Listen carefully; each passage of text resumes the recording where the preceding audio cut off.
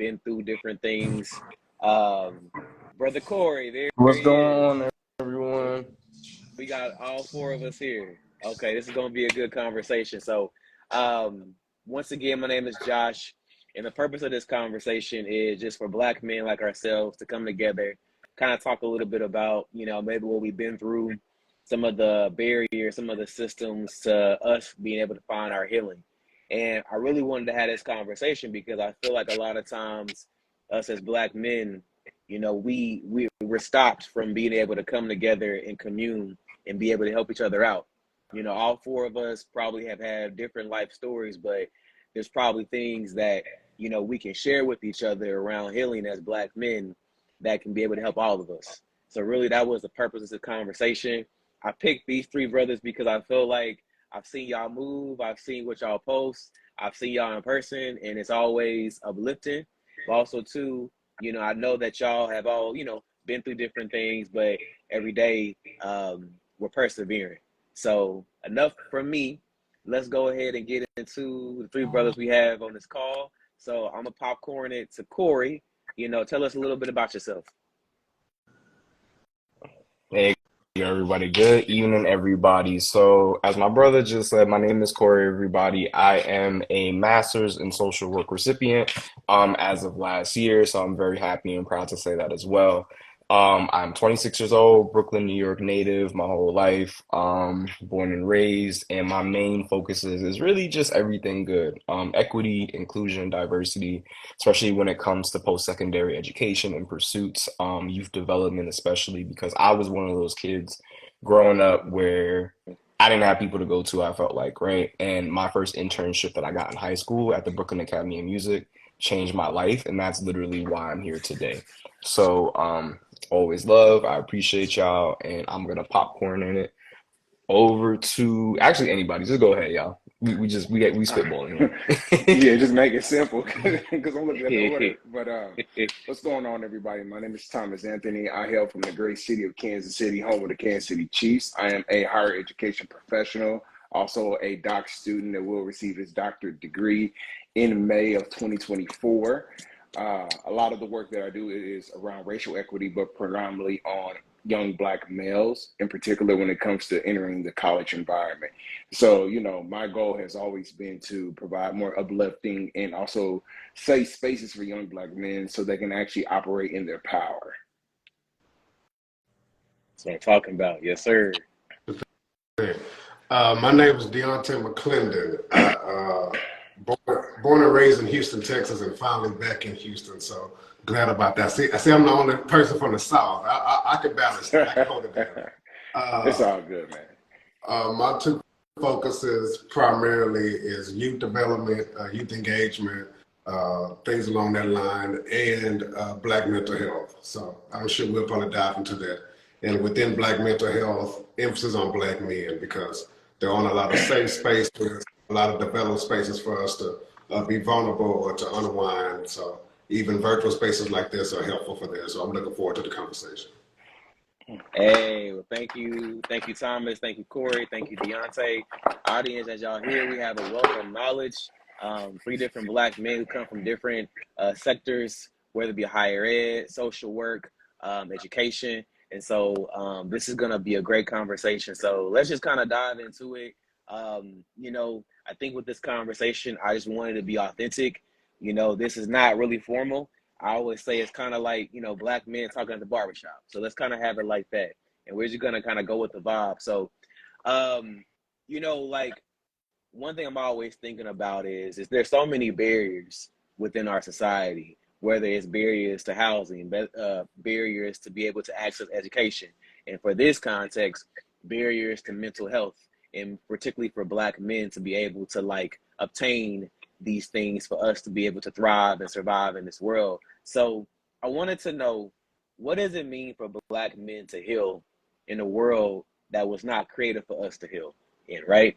And then on top of that, how do we define and access healing spaces that are specific for Black men's needs? So I'm gonna repeat that. What does it mean for Black men to heal in a world that wasn't created for us? And then on top of that, how do we find spaces for us to heal that are specific to us. So anybody can take it. Since I was the last one to go, I'll be the first one to go this time. Yeah. I think what's critical for us to find healing is first to discover where we're hurting. Like one of the areas that are actually damaging us, because I think everyone likes the Band-Aid, but no one wants to see like where is the wound, where is it? So I think identifying what that is, that looks different for every Black man, but specifically, we all know generally we're all healing from father issues to a certain degree, dealing with neglect to a certain degree. So all those things, figuring out where are the areas where we're hurting, so their healing can be applied correctly. Because if I need surgery, please don't give me an aspirin, because that's not going to be what we need. So identifying what is it that we really need, and I think when it comes to safe spaces, I think identifying what is safe for me, where can I unwind, where can I be myself, where can I admit my flaws, because I think that's important for many of us. There are not a lot of safe spaces that men can go to and actually unwind without having to be performative or having to always be the one that's carrying the load. So I think safe spaces are important, those spaces, whether that's within your circle, and I think also pushing past what you know, because let's be honest, if we knew how to heal ourselves, we would be there already. Right. So identifying what are areas that we need, whether that's a therapist, whether it's a life coach, whether it's spiritual guidance, what are the areas that we need. So I think safe spaces, and also identifying where are we hurting. It's real. Agree. I think jumping on top of that as well, really also define. So many people can have different definitions to what that means, and also going back to the previous statement and finding out like what it is that you need, right? Making sure that you diagnose yourself correctly to figure out what type of treatment, what type of healing you need from other people, you need from yourself, right? In your spaces.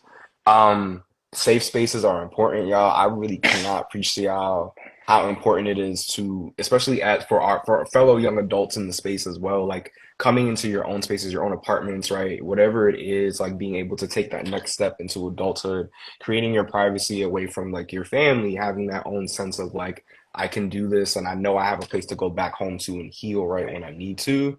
And again, just really following, like taking the time as well. That's really almost, I'm gonna leave that as the last thing too, because we don't do that as people. And I think in today's society, especially in a very heavily capitalist run society, we do not give ourselves the time to breathe, to think, to feel emotions, right? And first step between all of that is just taking the time to dedicate to yourself to do that first.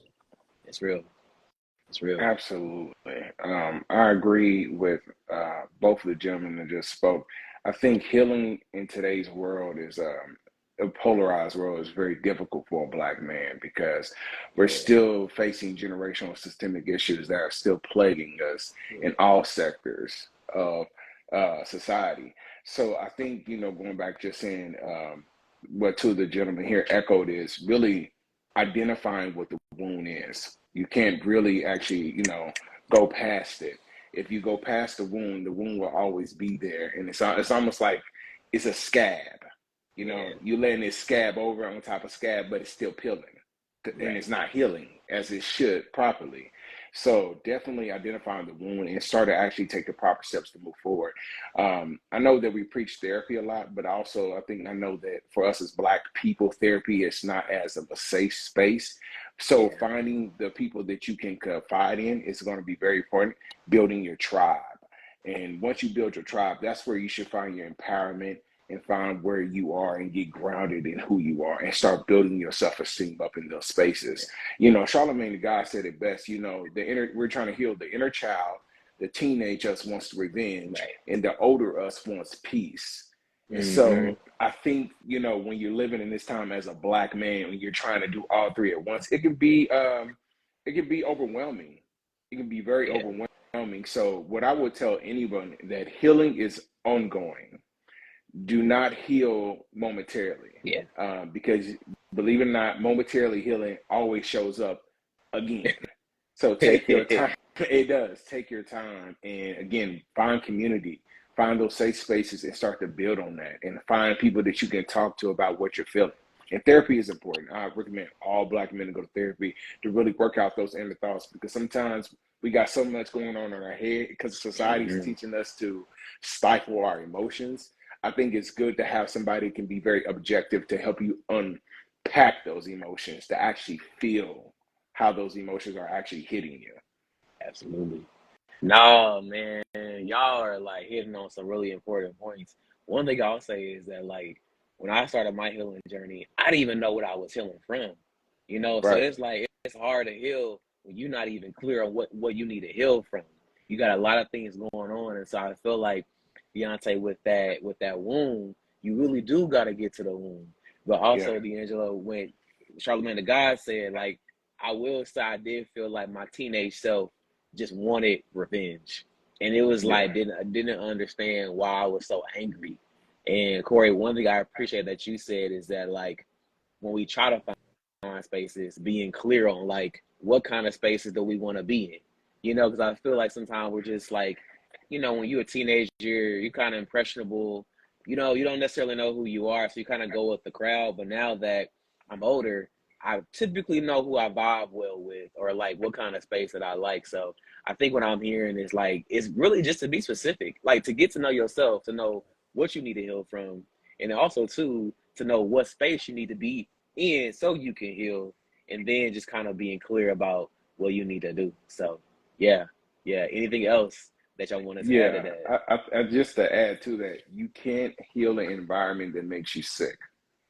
Mm, mm, And Yes. understand it boom, is. You can't Yeah. boom. and understand this, Yeah, and I hope everyone takes this and apply this, but you can't sow seed where there's no soil. right, right. So understand that you can't heal in the same environment that made you sick. Sometimes you got to uproot. If you don't uproot, that's how you fall into depression. And depression has a funny way of masking itself and Yeah. putting a chokehold on you because you're not able to see it, but it's there. Sometimes you just have to walk away. So that's the first step. Walking away into an environment is going to help you feel free, liberated, and allow you to be the best version of yourself.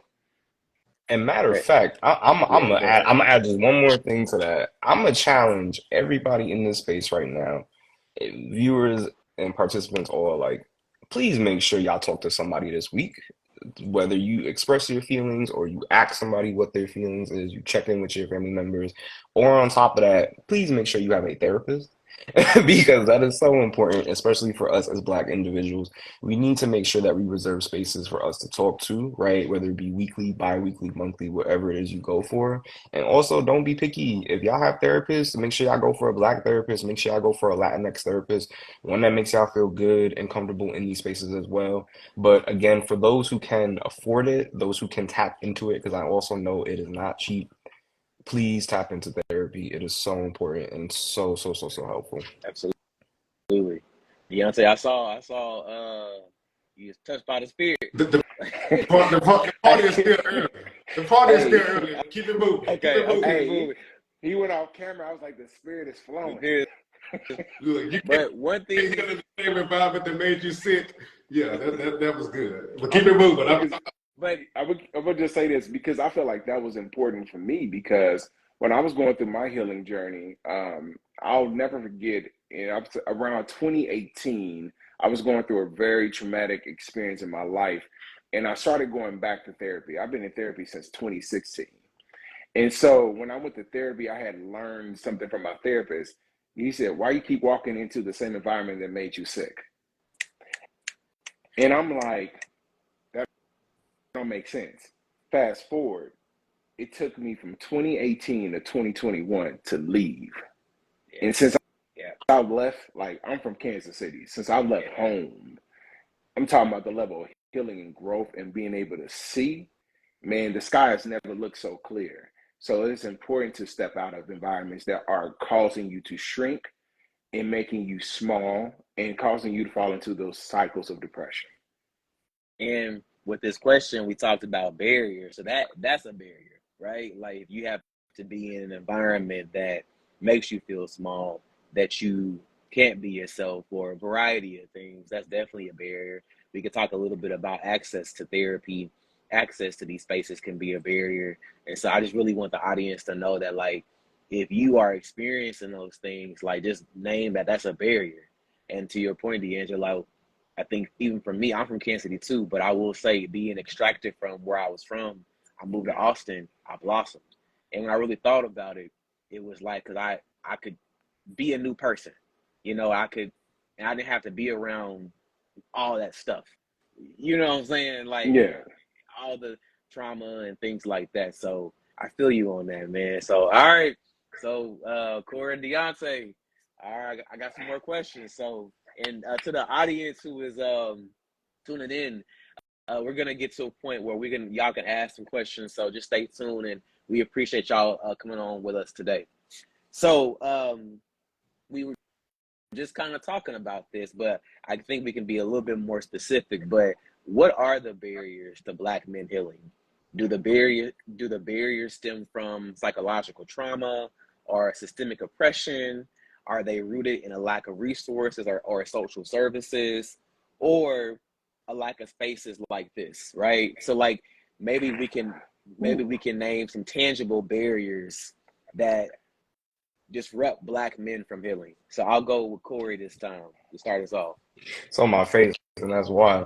I'm gonna keep it a buck with y'all. There's way too many things that prevent Black people, Black men especially, but Black people from healing and coming to a sense of peace on a daily basis. And before I get Malcolm X, you just gotta be real. Like, guys, we live in a society that has been molded by white supremacist ideals and ideology, and I have to be real about that, right? If you are not cis, white, heterosexual, and Anglo-Saxon, you are not accepted, right? And that is just what our society has been formed around, and what it is now, right? And so now that we are in a time, right, where we try to mesh, people like to call it in New York, especially in New York City, a melting pot. I don't call it that, I call it a salad bowl, right? Because we mesh and we layer on top of one another. But we also understand that there are still differences, experiences which contribute to who we are and what we become, right? And so sadly, I feel like a majority of people either on this call, whether we are participating or in the audience, can recall their first racial experience, right? I can recall mine when I was 13 years old and I went to go buy a Christmas gift with some of my friends in downtown Brooklyn with $20 in my pocket. And I got racially profiled by a man in a store saying that I only came into the store with my friends because we wanted to steal, when in reality, we was trying to use what little money we had to get gifts for people that we loved, right? And so that, whether I like it to acknowledge it or not, consciously and subconsciously, has molded my experiences in the way that I've grown throughout society and what I've looked at and how I've viewed things, right? So there are a myriad of things, and I don't mean to like say that in a bad way, right? But I believe a lot of this healing, right, and coming to a place and finding spaces that pushes us to heal instead of prevents us to heal, is acknowledging the barriers at first, right? Racial identity, laws, right, powers that come into play. We have to acknowledge these things. And I also encourage people to also think about intersecting identities, right? One of my favorite theories is created by a great woman named Kimberly Crenshaw, which is the idea of intersectionality, which is that we as individuals all have different intersecting Break it identities down for throughout us. yeah, right, throughout our lives, right? And that's what intersectionality is. And so because of that, say for example, like myself, I identify as a male, but I also identify as hetero, right? So I identify as a straight male, and that is my experience, whereas somebody who identifies as not straight, but also a Black male, may experience it differently, right? Or same thing for a woman who is straight versus gay, right? So all of these things are different, right? And based on those experiences, those add up to how we view the world. So it's about an understanding first, understanding where we come from, what is in front of us, right? And how we respond and react to certain situations and experiences. And Corey, I would just add to that with the intersectionality piece, our brothers and sisters who live with disabilities, right? Like, we don't never talk about, our non-able body community and how they experience oppression and healing and things like that. So, D'Angelo, how about you? Like, what is some barriers that you have found that have that can hinder Black men from healing in particular? I think psychological, right? We have to also look at childhood trauma is a big thing, and it does leak over into adulthood so much where it's really hard to make it past that block. Mm, Again, we talked about the environments that make you sick. You can't be in environments that make you sick, right? But if you're around people who are contributing to your trauma or adding to your traumatic experience, it's really hard to see past the glass ceiling.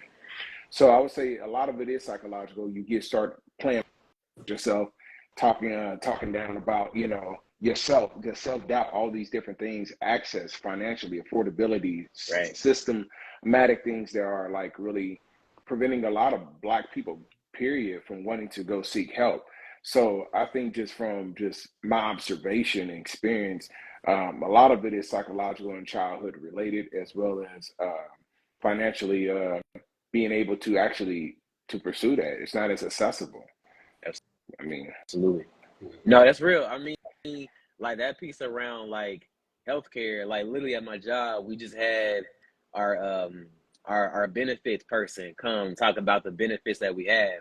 And it's just kind of like I had to go to urgent care a couple of weeks ago and I literally went in and it was taken care of. And if I didn't have a job to give me access to healthcare, I wouldn't be able to like receive those benefits. And I found out through my health benefits that we get 5 free counseling mm, sessions. Now I don't know if the counselor, if the therapist is what I need in particular, but just that is there, it's correct. just that's access right there. Yeah, that's real. That's real. How about you, Deontay? Yeah, I'll say two. One being language. I think there's a barrier of language of knowing what to communicate, Right. how to say it. We're in a time now where certain words are what they say buzzwords like trigger. We're talking about trauma. These are things you can hear on a daily, weekly basis now. So what does that language look like? And on the other side of that, interpretation. When I say when I express, "Hey, I'm tired," what does that really mean? What do you hear when I say that? Exactly. What's tied into that? Because Black men can say we're tired, and that can mean one thing. I don't know what I can say on here, but like if you call me, if Hey, I this call you, this is a free space, brother. Like this is for black men to heal. So okay, we good. be able to, Good. yeah. So Let's take up, so like like take up space. if I call Josh and I say, "Oh, nigga," that's one thing. But if I call it say, "Nigga," like like that's Yeah, different yeah. interpretation. And I think as Black men, we have to know like what does that mean? What do we hear? And especially how do we hear through the silence as well? Because I think there's a language of silence that we also have to identify. And I think the other barrier that we deal with is being the first. Because whenever you're the first at anything, you have no reference point. And Yeah.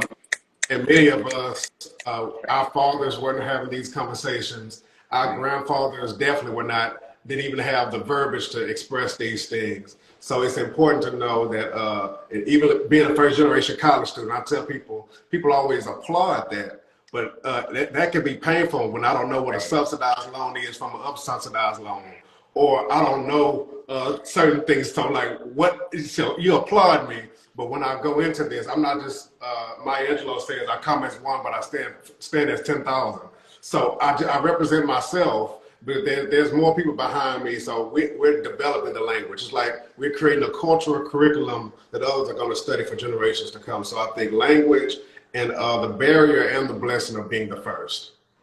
Man, so one thing I appreciate about you three is that y'all had all 3 different barriers: racism, white supremacy. I feel like that is not talked about a lot, and I think a lot of times on my healing journey, what helped me to heal was I realized a lot of what I'm going through is not my fault. A lot of it was designed by systems. I really want to thank you, Corey, for saying that, because when I started to really step into that, I realized that really helped me to heal. And I think, Thomas, when you mentioned the psychological trauma, I think one thing I realized, and I'm still healing from a lot of childhood things. Like I'm 29, I can still remember things that I went through when I was 5, 6, and 7. And it's like one of those things of like that situation only lasted for 5 minutes, but like I've been thinking about it for almost 25 years. And it's just like, what do you do with something like that if you haven't been able to heal and let go? And Deontay, language. And I feel like, and it's so funny because my dad and we're having conversation around mental health. And that wasn't something he was doing when he was my age or even younger. And I've had to learn on my healing journey to show my parents grace because they didn't have no language. You know what I'm saying? Like, it was one of those things of you just go to work and just do it, you know? And now we're realizing this capitalist system that's not good for us, you know? And so I thank you for saying that. And we can unpack this. I feel like all four of us have experienced that you the first piece. Yeah.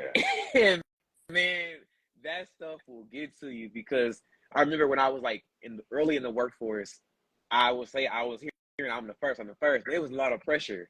And I feel like, in a way, I felt like my supervisor didn't approve of the work I was doing, then I failed. But now I realized it wasn't me. It was actually my supervisor who was, a little bit off, or a little bit, playing into the system. So just wanted to, thank y'all for naming those things. Is there anything anyone else wants to add to that? I think when you look at being the first, like first gen, I'm first gen low income. I'm the first to do it all. I'm the first to get a bachelor's, master's, as well as doing a doc. So there's a ton of pressure of course, on yourself that you have to be perfection. Right. And so when you don't get the, I would say, formative validation, consistent progress of how you're doing with your work, I think it does go back to psychological. You start to build in those, I guess, self-hate, I don't care. I don't even know how to say it, but you start to build in those little negative attributes into yourself because it's really like you're carrying trauma that's not your trauma. You know what I mean? I think that's the hard part, being the person that's first. So when you're first, you're always held to a higher standard and people look at you quite different. Even your family may look at you quite different. Oh, you know it all. You too smart. You think you're too good. Not knowing that I am running a race to get away from where I was from. Yeah, I'm running to break the generational curse that I was a part of, what I came from, the lineage, changing the lineage. And so I think that when you're dealing with that pressure, it's tough. It's tough to navigate as a Black man. I have to. A lot of I was going to say I do have to pounce on this because I love this topic of generational curses, right, and breaking them, especially when it comes to family, right? And so especially talking about Josh, you said it's really interesting, like that moment, right, where you have to give your parents grace, where you learn to give your parents grace because you understand that they didn't have the same lessons that we did or the benefits, right?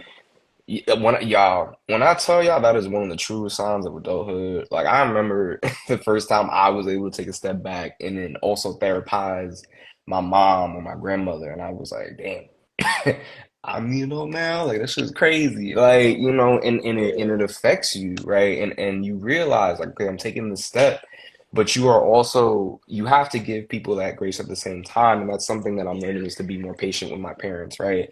But also recognizing those generational curses too, because there is a lot of pressure on us as first generation college students, right? Who are trying to make a difference and trying to really change that narrative behind us.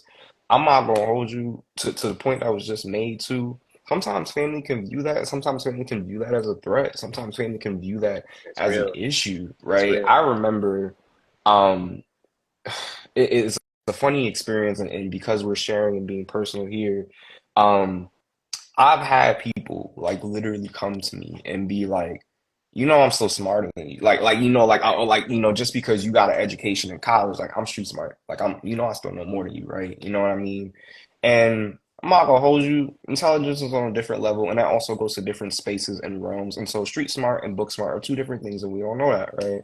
But at the same time, it really is difficult, especially when you know that people are trying to some people can be holding you back, right? But at the same time, it's like I don't blame them because this is the system that we're set up in, right? I'm not mad at my people, I'm not mad at the people who maybe feel the type of way, right? I'm not mad at the people who I may have left behind because I decided to go pursue education or something like that, right?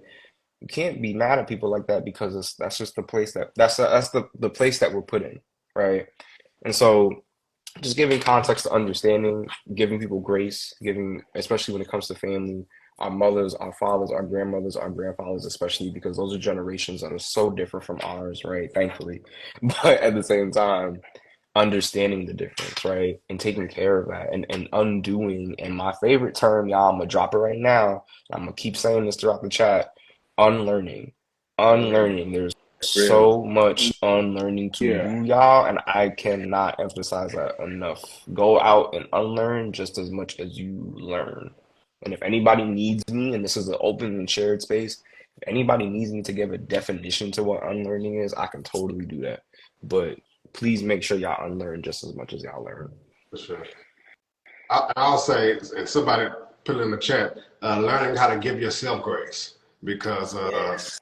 that's a Yeah. big, because even when you shatter the ceiling, glass still cuts. So how do you stay patient? Also, how do I continue to know that I'm running? Like someone said, you just said a minute ago, I'm running from something towards something. So I have to give myself grace, because when people say they're proud, or people say, "Oh, we're depending on you, we're looking up to you," as admirable as it is, that can be scary as hell too. Yeah. So I think learning how to give ourselves grace in the midst of it, because sometimes we don't do that, especially when we operate at a high capacity. Sometimes. No, that's real. And one thing I wanted to add, and this may be a little controversial, but one thing I've had to learn is that, like, although my family didn't mean to, it still affected my development as a person.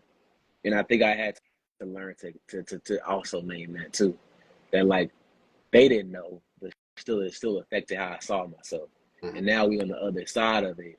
I think that I also had to name it did affect how I saw myself. It did affect my development, and maybe I didn't develop as fast as other people because they didn't have to deal with that. You know what I'm saying? So I think that also too, I want people to know that it's okay to name what you've been through. And I think it's tricky because it's like, how do we transition from victim to survivor? You know what I'm saying? Like, what is that transition like? I don't know. I don't know. I just had told myself that, like, it's okay to name my trauma, and it's also okay to move on as well too and forgive. So it's like two things can be true at the same time. You know what I'm saying? Sure. And Deontay, can you repeat what you said? You may be breaking glass ceilings. I said even when we shatter ceilings, glass still cuts. Absolutely. Absolutely. Yeah. That's real. And That's yeah, real. I think to the point you just said is just because your intentions were pure, or your intentions were not negative, does not mean I'm not still impacted. If Right. you accidentally run over my foot, it doesn't matter if it was an accident or not. Right. Shit still hurt. Right. So acknowledging that is a big thing. So, and I think that's the balance of grace and accountability. I know that their intentions were not there because you did not have this, but this is still the impact that I'm dealing with. So I'm gonna kind of pivot, fellas. I know we kind of had the question before, but Sure. this is kind of coming up in my spirit. How do y'all work to forgive? How do you work to forgive other people? How do you work to forgive yourself? Like, I just want I'm, to know, how do y'all work to forgive? I love this question actually, Josh. I'm so glad you interjected with it. I'm gonna tell y'all, and this is as advice. This is not also be like, oh, be like me. No, don't do that. I'm terrible. But with that being said, it took me a long time, but one of my favorite quotes, and I actually learned this in middle school, and I believe it was said by RFK, or one of the Kennedys, and it was, the best revenge in life is to live life well. And so not that our focus should be to get revenge, right? But it had me thinking a little bit more, and I kind of developed that saying a bit more, and saying that it's okay to get mad and it's okay to get angry, right? But at the same time, you will allow yourself to let those things go, right? Yeah. When Yeah. I get into petty arguments with my friends, with my family, I'll hold on to it for a little bit, but I will also take a step back and I will say, I'm going to shut up for like an hour. I'm going to think about this. I'm going to process this and give me an hour, and I will come back to you. And At that, I'm not arguing. I also don't argue. Me I neither. tell my friends, Me I neither. tell my partners. You know how many people I've been with, especially like my girlfriends, like and I've been like I don't argue, and it's been like, yo, what you mean you don't argue? Like, like because it's real, because it's tiring, bro, and you're on my team, right? Like, why am I gonna be doing that? And that goes for family, friends, all of that. So all I have to say, y'all, like it took me a very long time, and I know everybody. It's also just not something to expect of everyone, right? But take your time, breathe. Also understand, allow yourself to forgive other people because it is hard, especially when you talk about family trauma and experiences. There are things I still hold on that has happened between me and my mom, that has happened between me and my dad, that I am 26 now and that I still hold on to this very day. But I will tell you straight up, I love them to death and I will do Yeah, anything for them. And that trauma is not going to prevent me from loving them, but it is going to help me set and stand firm in a boundary that I respect because I respect myself. So with that being that's right. said, y'all, I always encourage people to take a breath before they jump into something, right? Take a minute. If you know something is triggering you, I'm gonna take a step back because I control the situation and don't control me. That's right. And then on top of that, allow yourself to forgive. Think about those experiences, give people grace. But most importantly, forgive yourself and allow yourself to forgive others. Yeah, that's real. Uh, That's real. so I'll say, and I'm going to put it out there. I know I have a privilege that I have not been in certain situations as others that were dark enough, molestation or sexual abuse or anything uh, detrimental to that point where I've had to use that level of forgiveness because I don't know how I would deal with it. But one thing I do know on forgiveness, you have to value healing more than justification. And I think Mm-hmm. sometimes when we confront people or have these conversations, we're trying to figure out why does it make sense? The human nature, this is not logical. Why did you do this? Why did that? And you have to get to a point you cannot forgive without giving grace. And I know we keep saying that, but you really cannot forgive without giving grace. And it's also the biggest thing is knowing the difference between forgiveness and reconciliation. I can forgive you, but that doesn't mean we're going to brunch next week. Right. I can Right. I can forgive you, and the other part of it is for me is after I forgive, what are the healthy boundaries that I need? Because I think that's critical to set and to be fully transparent on the spiritual note as a Christian. I have to know that God didn't just die and forgive me. He doesn't just forgive me for my sins, but also for the shame and guilt that comes along with it as well. Because usually we carry that with us more than an offense. So that would be my way in on how to forgive. Because I know it's not easy, and I understand it's a process, but you put the boundaries in place for you. And I think sometimes we try to uh, massage the feelings of the one that wounded us when that's not Right. what's necessary. That's right. Absolutely. I'm gonna not pivot, but I gotta say this. Yeah. Deontay, you are definitely from the South. You know, they call us Midwest boys country, but the way you said reconciliation. Reconciliation. Uh, I'm sorry, that caught me off guard. I was like touched by that. I was like, so South. All right. But y'all said some good things. I'm gonna have to be honest. When I think of forgiveness, I think that for me, it took me years to get away from seeking and wanting that validation because Mm. you can say you forgive somebody, but every time you see them, some parts of you still wants that validation of Station. like of accountability. And this is so true. You can't control how people respond. You can't control how people project their inner pain out onto you, Mm-hmm. but you can control how you deal with it and move forward. So I think for me, when I got past that, I think forgiveness for me that I've learned is being able to forgive, but understanding not trying to do life with them just because I forgive That's them. right. And I think sometimes those same people to try to funnel back into your life. And when I say if you don't know your triggers, you're always going to be in a way, um, your mood is always going to be shifting because when they come around, you're unease and you need to know that. So just because you forgive them doesn't mean you have to do life with them. So I guess what I'm saying is forgive yourself. Understand that, of course, you have to give them grace. And as a Christian, you must forgive all God's people because you want to be still forgiven by the one who gave you life. You know what I'm saying? And then also just put those boundaries. Boundaries are so important. And I think sometimes we don't like really go into depth of why boundaries are important, but it goes back to triggers. Once you have identified what your triggers are, you place boundaries to protect you in the friendship. And if that person violates that boundary, you have to, my therapist said, your nose have to be your nose. Yeah. And I'll give you an example. I was invited on a trip. Now, I've had discourse with these group of people for years. I always had the continuous problem, but you always want to be the bigger person. But it was just like, you want to be the bigger person, you want to show up and get that validation and let you know that you still care.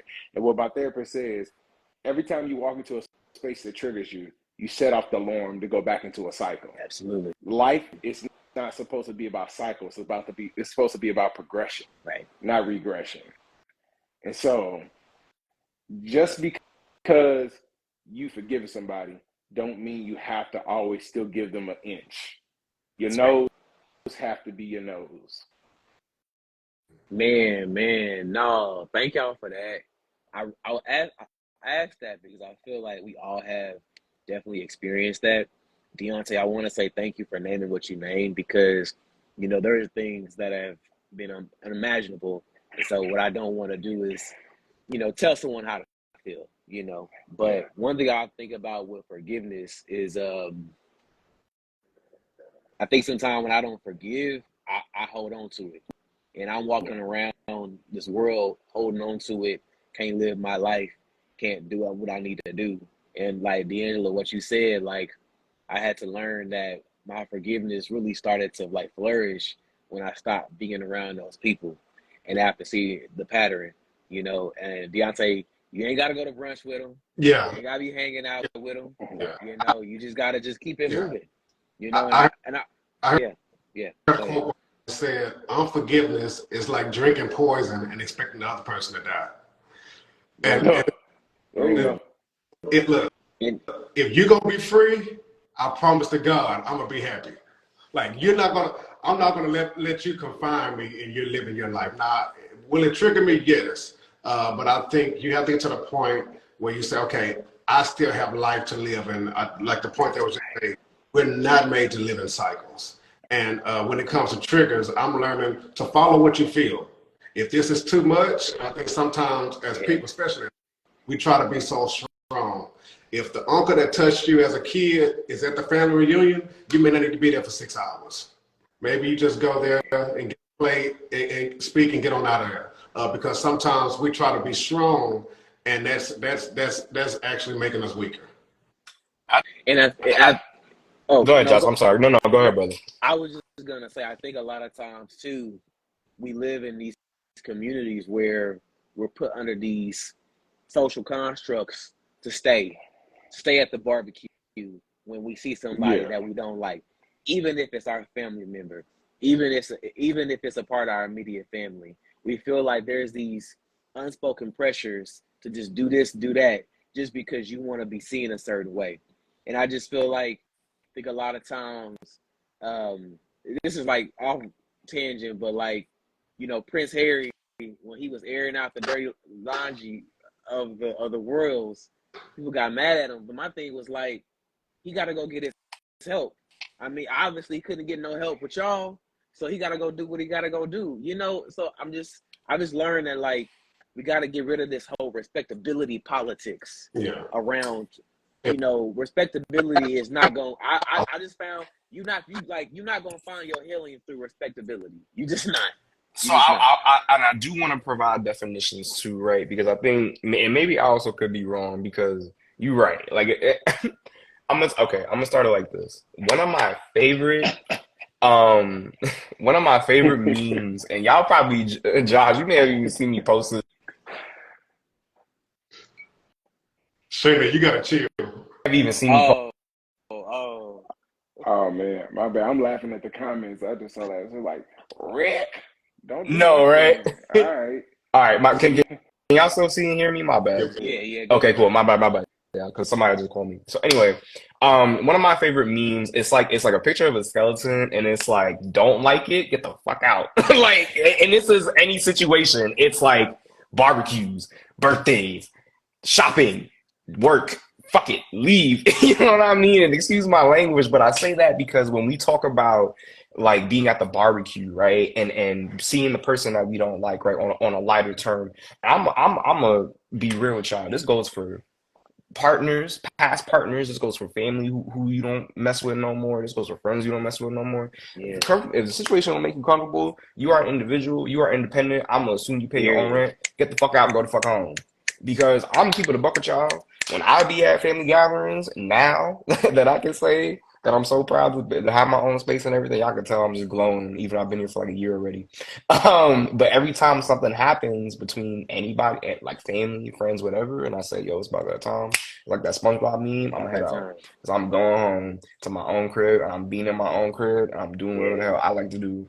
So, with that being said, y'all, people deserve grace, yes, but you also deserve grace for yourself and reinforce those boundaries. If you know somebody's going to be at an event that you do not like, you can vocally say, no, I am not going because I do not want to either be near that person, or if you don't want to convey why you don't want to go, you simply just say, I do not want to go.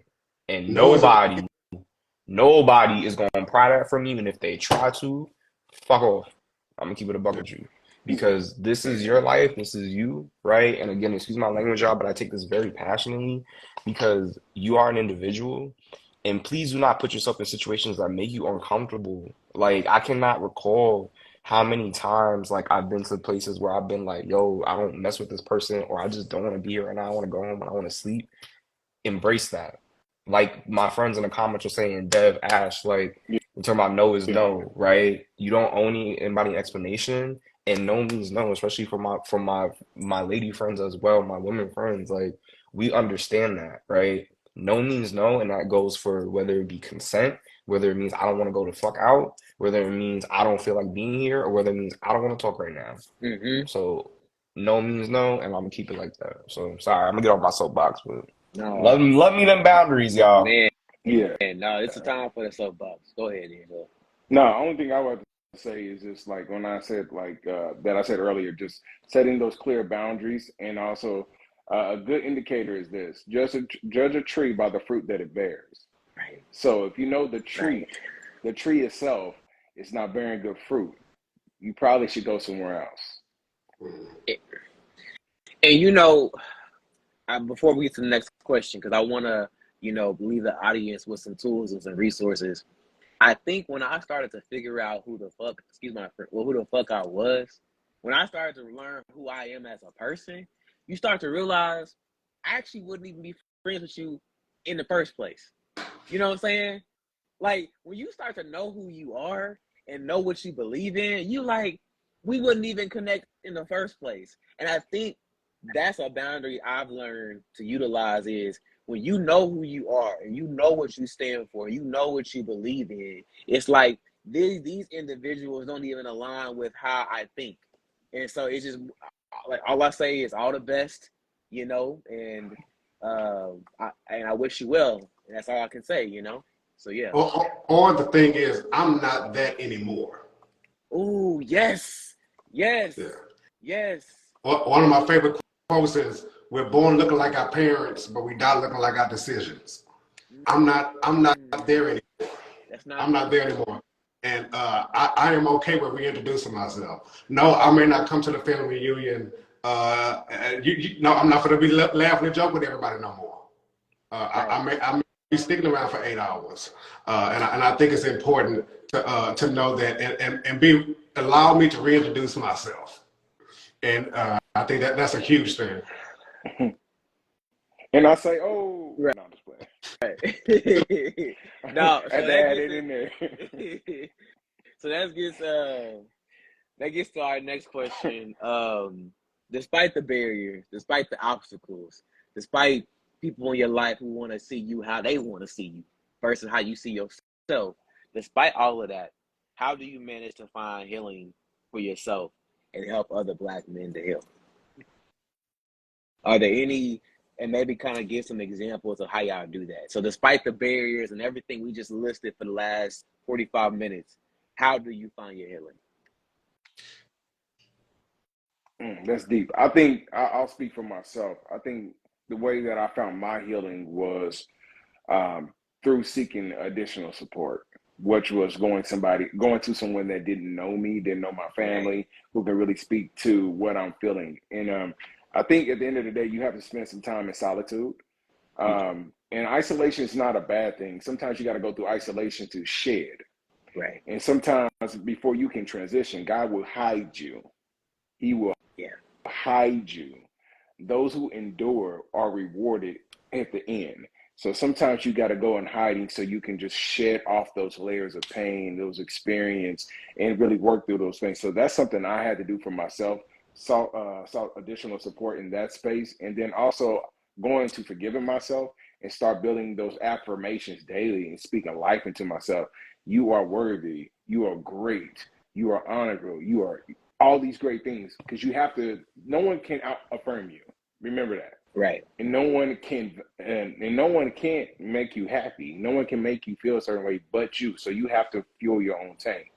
So getting additional support, forgiving yourself, and spending time getting to know who you are, and really just reinventing the person that you want to be. I love it. Josh, can I ask you to state the question one more time?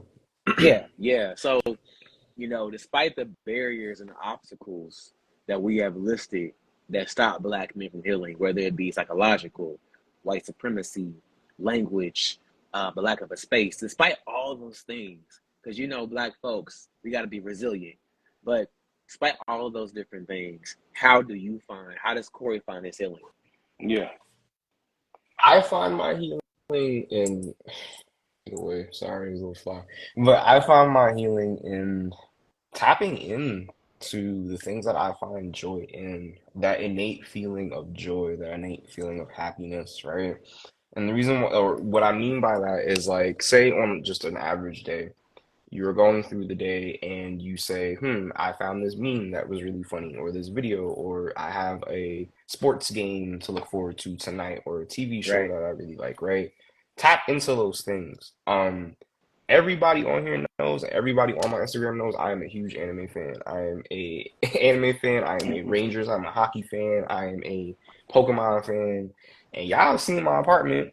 I got rugs, I got statues, I got galore of all things that I love, because that's Right. what I am, right? But I also, and the reason why I do that though is because I've learned recently that I have a knack for tapping in and healing the space that I did not get as a child, right? Mm-hmm. And that's very important, because I feel as Black men, we don't do that. Like my friend Right. Ashley said in the comments, we don't fill our own cup, and we also don't go to the spaces where we had to heal, right? So say for example, like my grandmother and my mom, my grandmother before she passed would tell me all the time, yo, you have to grow up real quick, real early, right? Because my mom had medical issues. My some people in my family passed away, right? My brother moved down south, when I was in high school. Like, there were things I had to take the mantle for, which is okay. But I also acknowledge, especially not having my dad when I was growing up, right? There were things that we missed, right? Growing up poor.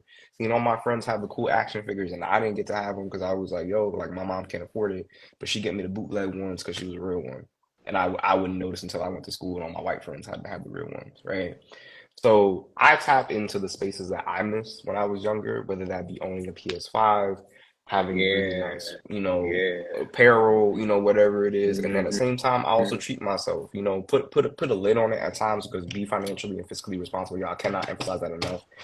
Go get bank accounts, savings accounts, money marketing accounts, go do all that and teach your children how to spend financially smart. Yeah. But with that being said, also treat yourself at the same time, right? If you're having a bad day, tap into your comfort food, go to the gym, go treat yourself to something nice that's okay, with limits, but take care of yourself, right? And make sure you emphasize you. Again, I cannot say that enough. If you don't feel like doing something, if you don't want to do something, I'm cool with that and I'm staying in the house. You don't have to give yourself an excuse. You just have to say, I do not want to do this, and that's okay. So overall, what does Corey do? Corey taps into the spaces that he feels like he needs to heal, right? Whether that be some spaces that I missed growing up, right? That I also talk to my family. I talk to my family a lot about experiences that I've gone through and how, as an adult, I am now able to realize and reconcile with them on a level that I couldn't when I was younger. And I also tell my friends that I love them. And I'm gonna tell my friends in this chat right now that are here right now, Nicole, Ash, Dev, I love y'all. People who were here before, I love y'all too, because I don't know what tomorrow holds, but I find content in knowing that I tell y'all every day how I feel, and that's what I do because I like to be real about it. So those are just some of my facts, some of my tips. I know everybody's Yeah. different, and I know I was Thanks for spitting, that. but yeah, those are just a few things. Yeah. Appreciate that, bro, my brother. How about you, Deontay? Yeah, I would say for me, I find healing in leaning into my community of brothers. I'm in two primarily two primary group chats with guys. Now they all on mute because they be talking too much sometimes. But just leaning in, going on, how you doing? Just doing a self check because I don't. There's some reaffirming that happens in knowing that you're not alone in this life. There's something that really fulfills us for knowing that, and something that I'm tapping into that's healing me that I've been reflecting on that could be controversial, but there are times I'm refusing to be the bigger person. I don't want to be the bigger person today. I choose to be the bigger person. Maybe I'm not gonna reach out. Look, well, maybe yeah, and also learning to take things in life at face value. The quote that says, "When people show you who they are, believe." Uh, I But always we say I'm 5'4", so I can't be the bigger person, but it's right. I'm gonna be no Petty. man. Petty. No, like Petty. on some real I ain't stuff. gonna Like lie. I uh, feel that's And why when I I fight, I go for the knees. I just go for the knees, just chop them real quick. but like I feel like Deontay, that's real. Like I feel like with respectability, my best friend, he's probably watching, but he knows I cannot stand respectability. And I know we can unpack that later, but like I think a part of respectability is that it tells you that you gotta be the big person. Person, yeah. look, Like that meme that uh, says, "I don't have any motivation. Give up if you want to." Yeah, that's me. I don't have it for you. come on, you know what I'm saying? See Because what to do. I feel like when white people don't want to be the bigger person, they get applauded and all that stuff, and Look. you Yeah. know, Don't give a damn. I don't give. Yeah. So that's. yeah, I'll say choosing joy intentionally, like intentionally choosing joy, because problems gonna show up continually, but intentionally choosing joy. Like for me, I was just sharing with someone yesterday. I enjoy going to the vinyl store. If I buy vinyl, just looking through it, or just sometimes whatever I need to do to kind of calm my brain with the devil's lettuce or whatever it may be, like so that you can that helps you and figuring out what helps you bring joy. And sometimes having layers of things that you do that you don't require anybody else. Maybe that looks like going to get ice cream by yourself and sitting in the parking lot and just chilling. Like something simple, something that you don't have to always plan, but I think you can keep them in your back pocket. Like, okay, what can I do today to choose joy? And doing something that makes you proud. Going to the gym, serving, doing some community service, relaxing, actually cleaning up, writing something, doing something that makes you proud. That's not always dependent on a result. Josh, man. Yeah, go ahead, my guy. Go just ahead. one last thing. I'm sorry, y'all. I also want to emphasize what somebody said before about being able to spend time alone. I also cannot emphasize that enough to y'all. Be comfortable with you. Be comfortable with yourself by yourself. Be comfortable with your mind. Be comfortable with your body. Be comfortable with your actions, who you really are behind that scene. Because a term that we use in sociology is a spotlight theory, right? Yeah. Spotlight theory, or even a personality theory, right? Or the acting theory is like we are different people in front of different. We are always performing, right? We are always performing in front of different people, and the only Break it time down. that we ever take that mask off is when we are by ourselves in our spaces, right? So if that is the only time that you can truly be yourself, because we know what code switching is, right? We know when we go to work, we change it up for people. We know when we go to different events, we add a little something, especially when we're around people who don't look like us, right? That's because we know what that vibe is. So when you are in that own space and you finally get that time, Be comfortable with that. It can help you so much, especially if for those who may have abandonment issues, relationship issues. I'm gonna keep it a buck with y'all. I am still coming from those issues myself, especially abandonment issues, right? And that is okay because we as Black people deal with that a lot, especially Black men, and maybe not having those parental figures, and that is okay. But you can become comfortable with those things and comfortable with yourself and comfortable with being alone, and that is so important because I'm not gonna be like, oh, we only have ourselves at the end of the day, or you live alone, you die alone. Nah, we're a group, we're a clique, we're a clan, right? We are people, we're a village.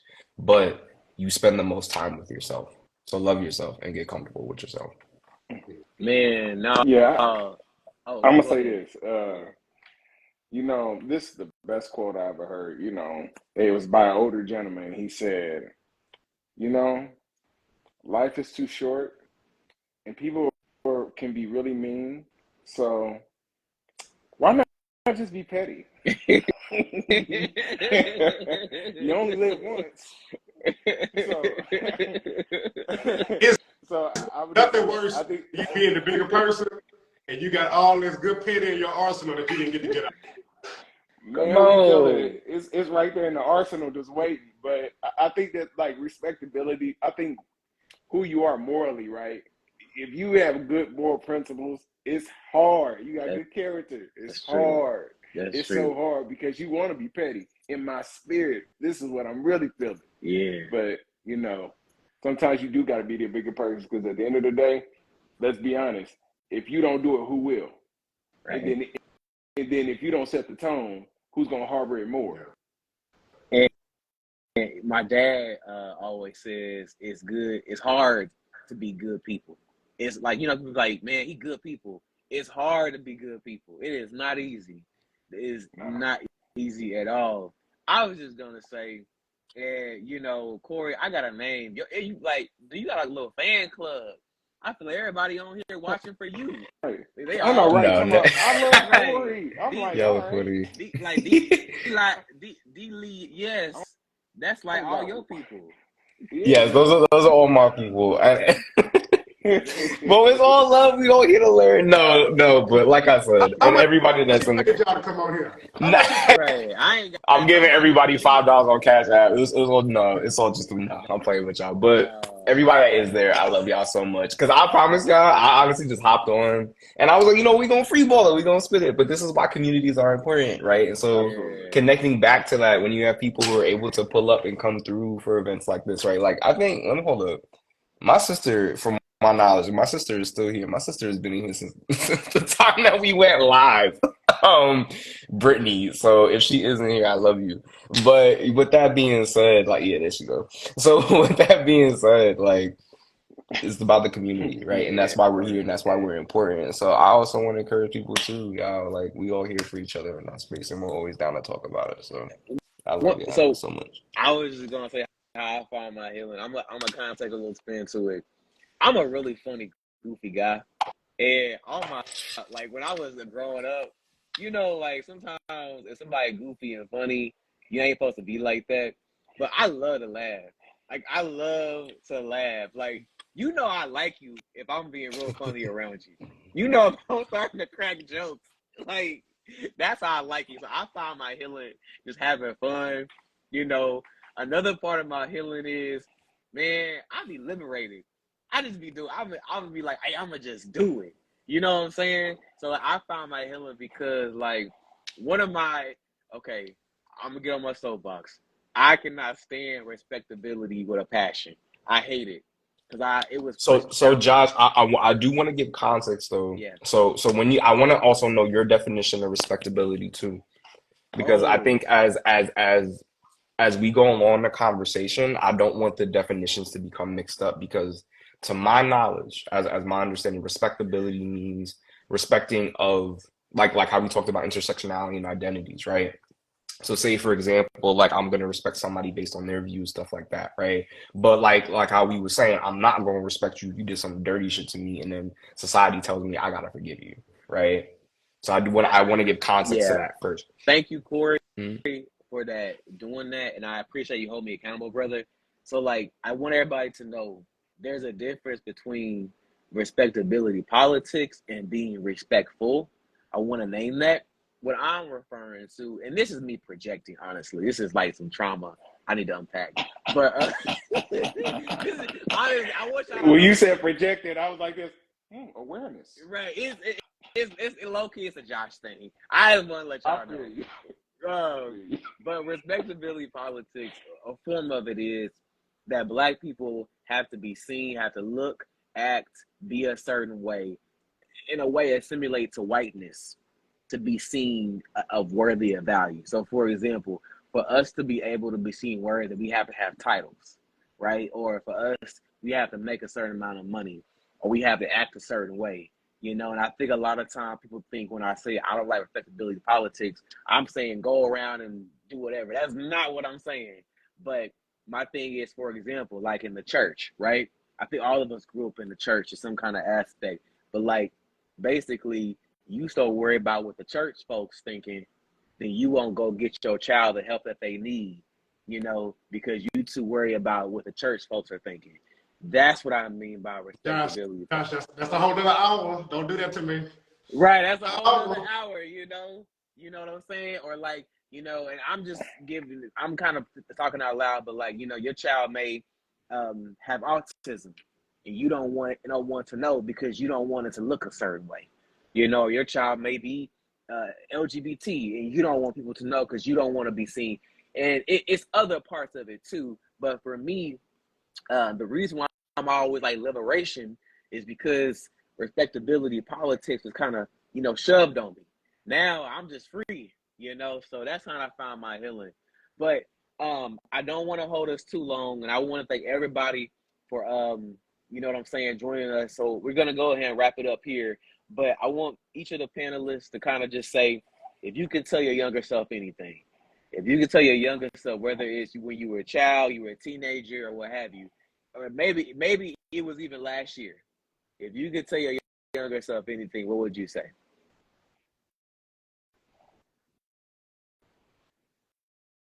That you are worthy. You are of much value. You are great. You have the ability to do great things. You are welcome to be in any space that you desire to be in, and you're deserving of any opportunity because you worked hard for it. To love yourself, have fun, embrace who you are, and don't be afraid of the things that cause you to become closed off because you're different. Embrace your uniqueness. I think Uh, show up fully, Yeah. fully, fully frustrated and angry because we live in the coexistence of look. They said it best: sunshine and rain, joy and pain. Bring all that. Show up fully. We all have our intersectionality as a black, heterosexual, Christian male.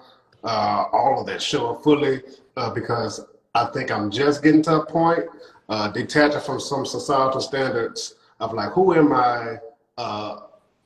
I think Kurt Franklin said it on that new project he did. I'm afraid of I don't know who I am well. So like, who am I when I show up fully, fully with the broken pieces and with the blessed pieces that I still have as well. So show up fully. So I think that would be one, and just enjoy the journey because I think sometimes we're so focused on getting to the destination, and you realize there are 30 more miles you have to go to the next checkpoint. So just enjoying the journey and actually learning on the journey as well. I definitely think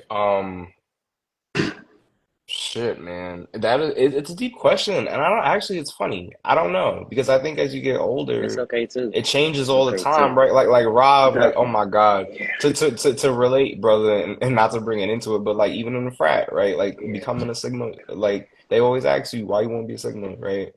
The answer changes and it's never solid, but the reason why is because you learn so many things, right? And so I think in this moment, I would, if I could, um. I give him a hug, bro. I'll just be like, yo, like, you're gonna be okay. okay. You're going to make yourself proud first, right? And then you're going to make your family proud. But also don't worry about that, bro. They always gonna be there for you. They always gonna love you. But like explore, reach your potential. You know what I mean? Don't worry about other people's opinions too much. Be able to come into yourself and be that person, right? Embrace those skills. But overall, embrace the time that you have because it is so short. Full transparency, I've been grieving for the most of the year. And I think one of the things we never realize as children is that our parents, especially as they start to age and get older, we're not gonna have them forever, right, y'all? Um, so I say that with a crack in my voice and saying that love those who are here with you, enjoy the time and embrace all that moment, right? And I would tell my younger self that because you think people are going to be forever. You think your parents are invincible. You think your family members who raised you are superheroes, and they are, but even superheroes have their own kryptonite. So with that being said, yeah, I love each other, love yourself as well. And I would just tell my younger self that I'm proud of you. You're going to make yourself proud. You're going to make them proud and enjoy every single second that you have with them as you get older. Man, wow. I would just, man, I would just tell my younger self, hey, my guy. I say that a lot. I would be like, yo, my guy, little brother Josh, know that you worthy, you know, maybe going through some tough times. But understand, you're going to grow up to be something good. You're going to help a lot of people, but you're going to help yourself. And I would probably give myself a hug, you know what I'm saying? I would do that. Yeah, I would do that. Sure. Okay, just want to just say thank you to you three. You know, I know I hit y'all up and I really appreciate y'all taking the time out to come chop it up. I hope everybody who watched was able to take some good things from this. I know I did. Just want to just give all three of you your flowers. Deontay, man, you continue to inspire me what you do with the youth. You know who you are as a person. You're a very kind, genuine person. Corey, when I moved up here, man, my guy, I knew I liked you when I first met you, man. You know what I'm saying? And then Thomas, you know, it's always been good to connect with you back in Kansas City and see what you're doing now. You continue to inspire me, my guy. You really do. So, just wanted to say thank y'all for hopping on, and thank y'all, everyone that watched. And I hope everyone enjoys their evening, and let's continue to heal and prosper and do what we gotta do. Hey, brothers, any last words I want to Man, say? I don't need it. I got choked up, man. I'm not gonna lie. I got choked up. I was like, whoosh. That was a deep question. I was like, whoo, Yeah, yeah, let me go find the little me. yeah, yeah, yeah. I think You got me for a Go ahead, moment. Dion. as we're passing our flowers, first, thank you, Josh, for the opportunity for us to gather and mostly to connecting with these brothers. But I'm be transparent and say to see you when you got to Austin and to see you in the political space and to see you excel there, but mostly to see you grow and excel in your liberation and just to be fully free, man. That's every time I see it, I'm proud of it because I know the space, the professional space you came from in Austin. I know very well how strict that can be, You know, how liberal people think Austin is. So I want you to know that your joy on your journey is inspiring as well, man. So I want you to know that. appreciate you, brother. And All right, my guy. when you talked about unlearning, unlearning was so important to me. I named my whole company after it. So Yeah. Absolutely. If I could just jump on top of that too, because I also know one of my awesome friends, Tatiana, just joined too. So I just want to tell everybody that's here, I love y'all, especially from my own circle. Josh, I love you, bro. I'm gonna just keep it a buck, and I'm also challenge y'all to say that too. Tell somebody you love them, bro. I don't care gender, sexuality, family, friend, whatever it is. Can we just stop giving shit about that, yeah? And just tell people you love them, tell people you care about them, tell them how you really feel because tomorrow's not promised, and I'm gonna keep saying that. So, Josh, I love you. The gentleman in this chat, I love you. The people in the feed as well, I love y'all, and God bless y'all as well. And I'm gonna keep my door always open, y'all. My at is Corey Oh CKRYC yeah, __. You can yeah, always follow me. yeah. My door is always open for people to talk to. Again, I'm a social worker at heart, and I'm always do my best to educate and help people get to where they want to. So I love y'all, and I'm Absolutely. gonna follow up on that. So I'm here. Thomas, you want to end us? I guess so. Since you called me out, I was like, conclude. Corey gave a eulogy. We out. um, I'm gonna just say this. Me and Josh go way back, man. College Yeah, days.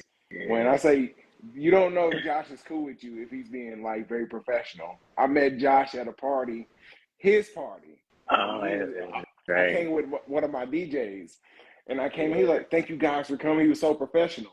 I'm like, "Oh, cool." Then we end up connecting again, and since then it's just been always like locked in, man. I appreciate you, man, because um, believe it or not, I think that young black men that do see you should see that you are a great blueprint and great model to what it feels to be free and to be freely expressive and being comfortable in your skin as a black man. And I appreciate that because every time I see you, I see the elevation, I see the growth.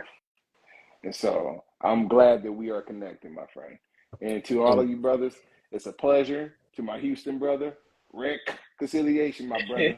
We here. I'm gonna have to give me a hee haw. Hey, forgiveness. You'll deserve reconciliation at this point.